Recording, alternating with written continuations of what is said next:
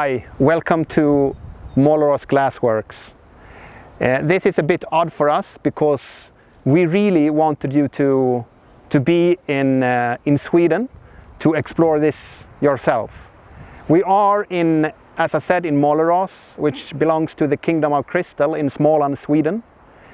And next to me is Jonasson, and he is the main person of Målerås, and it is Mats's masterpieces that we will have a closer look at today. My name is Martin Robertson and I am CEO for Målerås Glassworks. And what we will do today is to have a closer look at one of Mats's favorite pieces, which is called Faun, a piece that is belonging to a collection we call Iron and Crystal. Due to the corona, we take extra precautions, so Mats will not take part of every moment of the process. So I will guide you through the whole process. Let's go inside. So after Mats is figuring out how the actual piece will look like, the iron part has to have a model. And this is how it looked like for the specific piece that we will follow today. This is some kind of plaster that this is used for making the sand form. We will show another model while doing the sand form. Use a specific kind of sand, and that sand is only 0.3 millimeters. We combine that sand with sodium metasilicate. It must be in the process to harden the sand form. To really harden the sand, we also use a carbon dioxide. And by adding that, we push all the air from the sand, and it goes from sand to a very firm model. We always use two parts of molds by doing this. And after that, we take one part away and we do the canals for the iron casting. Final step before iron casting is by spraying with the combination of graphite and alcohol. And that is after the iron casting. We want the iron to not be stuck too hard to the sand mold. Yeah, so this is the finished sand mold. To sum up, two different parts.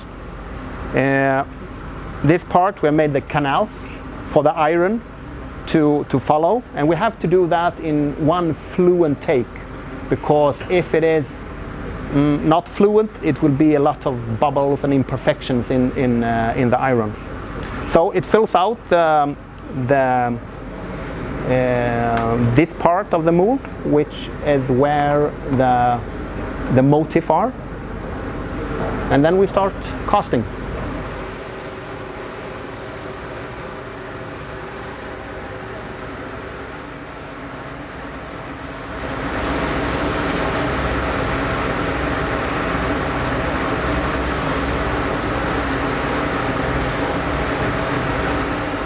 So when Mats has done the plaster models, it's time for iron casting. And this small iron foundry is belonging to Målerås Glassworks as well. We do not cast iron every day. Depending on season, it is about 1-2 times a week or less. So every time we do that, we have to produce the molds and do all the molds, the sand molds. And that is done when coming to this stage. This is where the iron is casted. Normally, we melt about 350 kilos of iron every time. And that is a delicate process because we have to start, I would guess, approximately 4.5 or 5 hours prior to the actual casting. And when we have the right temperature, we have to do it within 15 minutes, because it's during that time we have the perfect temperature of the iron for being able to have the best result that we can have.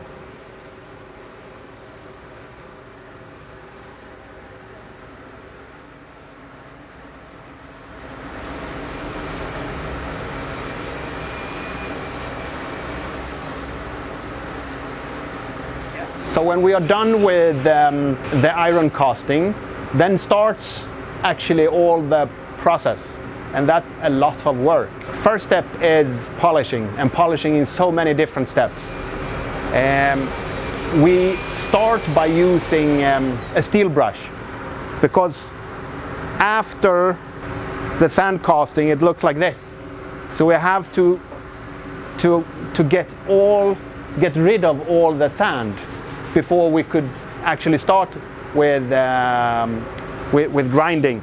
Steel brush first, then it's stone polishing. So we get from the rough grinding to finer and finer parts.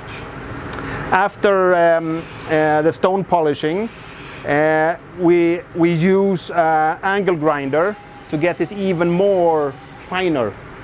The last step is with different kinds of abrasive papers, and that's a lot of them. So we start with 80, then 120, 240, 320, 400, 800, and the last step is 1100.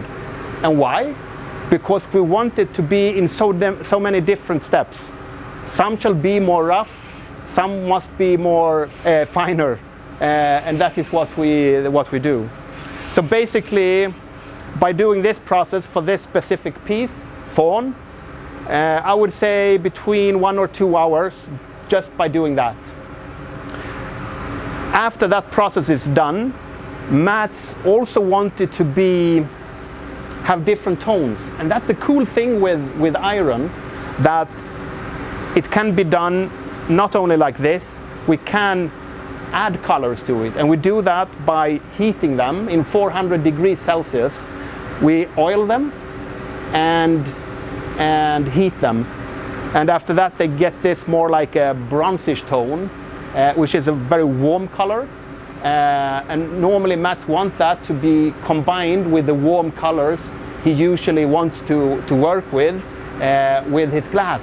So that combined together gives a great image and a great result.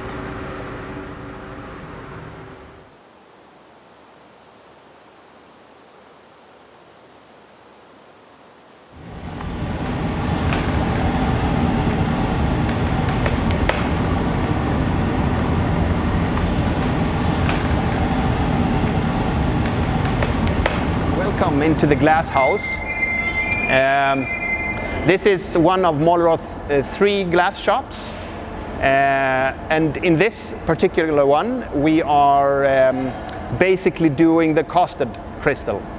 And casted and casting is mainly what Målerås is about.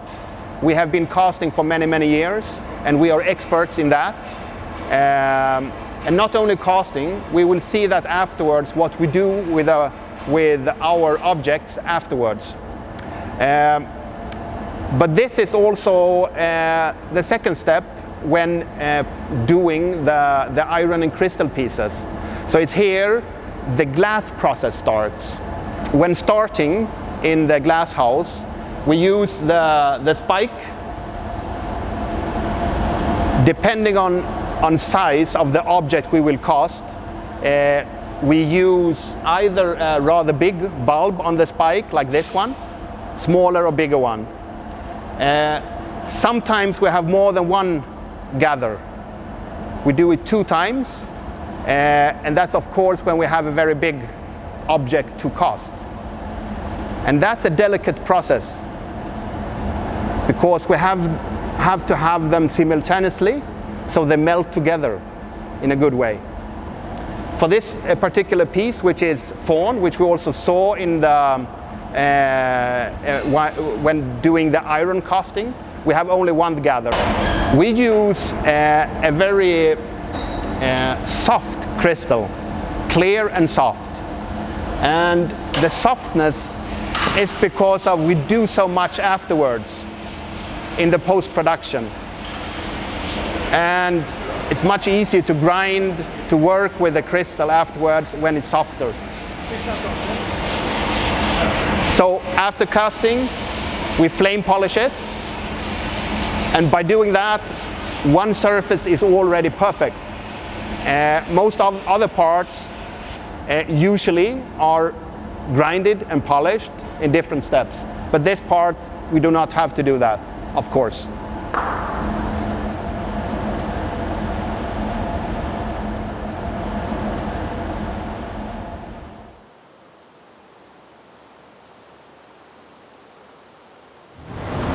Yes, so the hot section is now over, and we come to the post-production part. That is the part where we add all the details to the product. And Målerås and Mats is known for that. We are known for casting, but I would say that we are especially known for adding the details to the special motif. And we do that in many different steps. Normally we start with sandblasting, where we cover the product and sandblast in whatever tone we want. If we want it to be finer, we use very fine sand. If we want it to be more rough, then we use a rougher sand, and so on.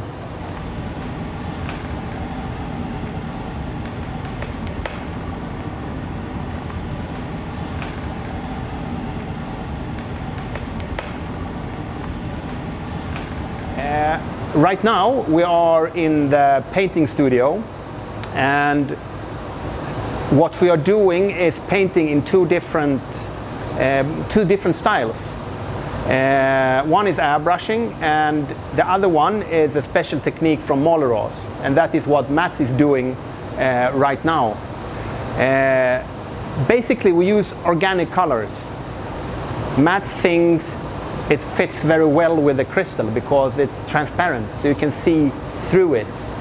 And we use it also for Mats want the color to be, it shall not look colored, it shall just be there. And that is what we are seeking. So painting is a process which takes some time for Mats. He tries many different techniques, many different ways of painting before he finally agrees on this is what he wants. And then it can be a combination. Like for this product, it's both painting techniques that we use.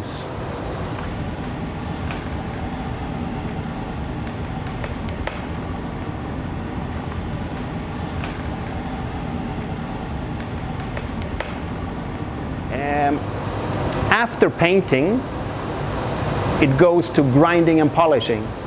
And this part is for grinding and polishing the crystal piece. Depending on motif, depending on design, you either need a lot of grinding and polishing or just a bit. The thing for Målerås is that we do not, and Mats, is that we do not only use one or two different steps. Normally it is 4 different polishing steps before it's ready. So we really are seeking the perfect definition of the grinding process.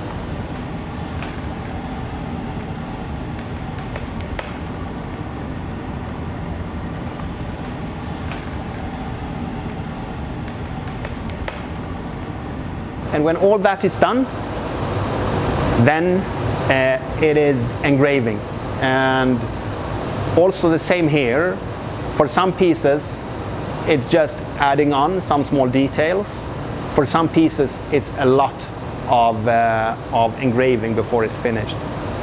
Usually that is to give the small details, adds the small details, which is very, very important for art pieces from Mats Jonasson.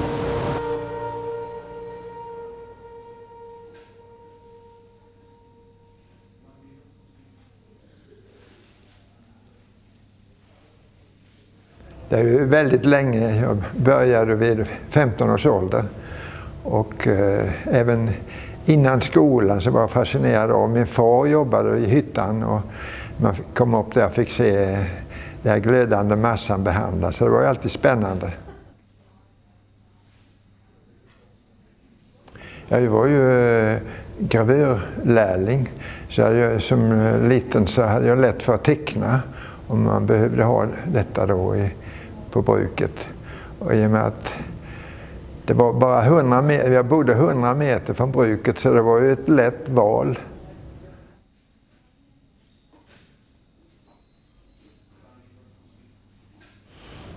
Jag har ju alltid hållit på lite och målat akvareller och lite sånt där. Sen jag fick möjlighet helt enkelt. Jag hade ju många års erfarenhet av slipning och gravering. Och sen när man fick de möjligheterna så var det ju spännande.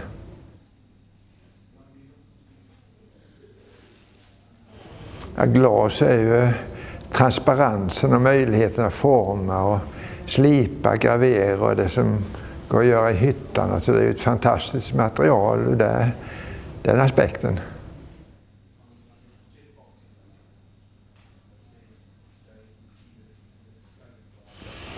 Ja, vi har ju vårt lilla gjuteri där vi gjuter våra former. Och det är mycket bearbetning i järnet och jag har själv hållit på mycket med att bearbeta järnet med slipning och ultraljud och allt möjligt.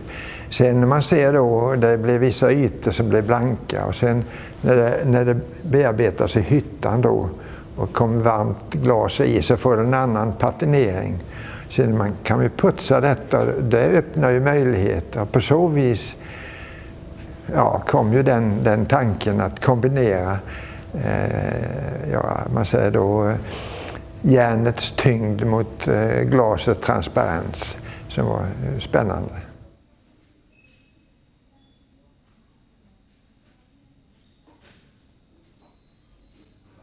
Ja, tanken är ju vi vill ju att det här bruket ska finnas om 1000 år.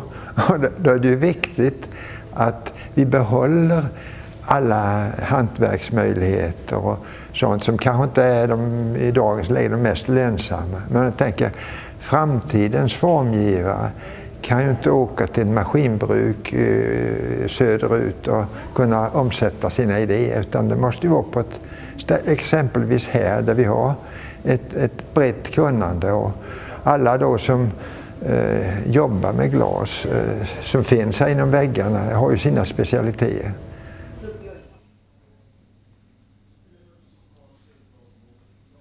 Alltså faun är ju en naturväsen och liksom det är ju det spännande med sådant där inte fantasin får flöda. Man är inte beroende av någonting, att morrhår ska sitta på ett särskilt sätt, utan här får man vara fri helt enkelt. Den här kallar jag för terrorbalans. Det var under flera decennier tillbaka då Sovjetunionen och USA var de supermakterna. Och därför har jag tagit Stars and Stripes, plockat bort stjärnorna och satt hammarna och skäran som var Sovjetsymbolen. Sen visar det ju här då till exempel fredstuvan är fastvuxen vid hjälmen. Och här liksom glasögonen bakom galler, det symboliserar de intellektuella. De hamnar ofta bakom lås och bom i diktaturer. ABC är ju kunskap samtidigt som det är atom, biologiskt, kemiskt. Det är olika sorters vapen. Här är nationalistiska och religiösa symboler. Blir det fanatism i detta så innebär det risker.